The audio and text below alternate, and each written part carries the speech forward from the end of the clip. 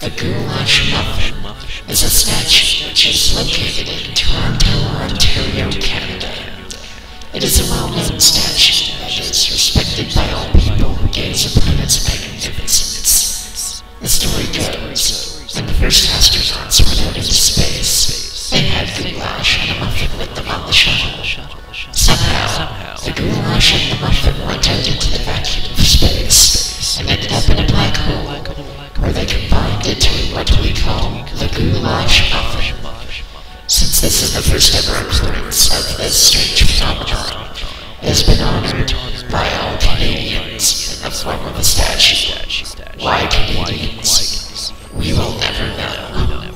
Every year on July 21st, Goulash Muffin Day is celebrated in Toronto, and many people come from all over Canada to dress up in muffin costumes and parade dance its downtown. I shall now go through the 6 phases of Goulash Muffin fusion. To understand how goulash and muffin turn into a goulash muffin, you have to think in phases. Phase 1, shock. How would goulash and a muffin feel shocked, you say? Well, if you had to go out to a space shuttle and start falling into a black hole, wouldn't you feel shocked at first? Well, it's the same for goulash and muffins. Phase 2, denial. Just like people, goulash and muffins would think such thoughts of, this can't be happening to me, and this is impossible. Though the chances of such happening are quite slim, it is happening, and there's no denying it. Just accept it in foolish goulash and muffins. Phase 3, anger. The goulash and muffin then start to feel very angry, which may cause the goulash to bubble, or the muffin to release air from air pockets, making a hole and causing a slight implosion. Phase 4, depression. At the 4th stage of this absolutely strange phenomenon, the goulash and muffin then become extremely depressed, knowing that there might be continuance of their existence at the other end of the black hole. They may become prone to attempting to throw themselves into the sun, or bring themselves into the path of a passing asteroid in desperate attempt to rid themselves of their pitiful existence.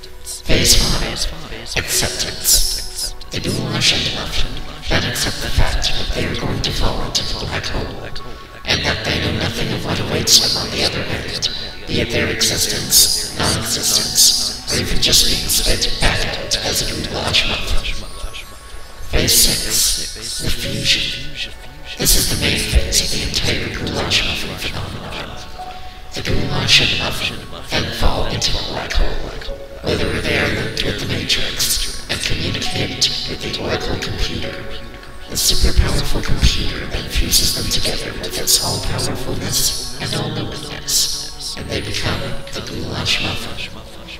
This newly formed goulash muffin is then expelled from the matrix and out of the black hole and back into the known universe. One thing to do with the goulash muffin, not generally known outside of Canada, is the goulash muffin's attack on Earth. On July 20th, 1982, the goulash muffin finally returned to the solar system and broke through Earth's atmosphere. After its fusion, it had a mind of its own. It started to attack Earth with its evil lasers, and within the day, it made everyone in Canada its slave.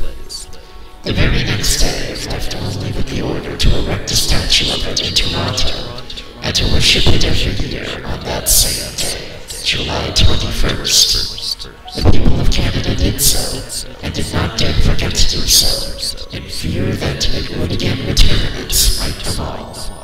The story is not a well-known one, as usually just used as a story to scare little kids, though it is true.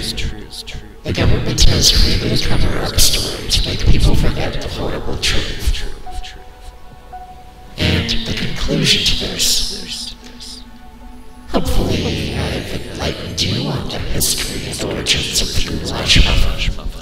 And in the future, I hope to present more of these talks to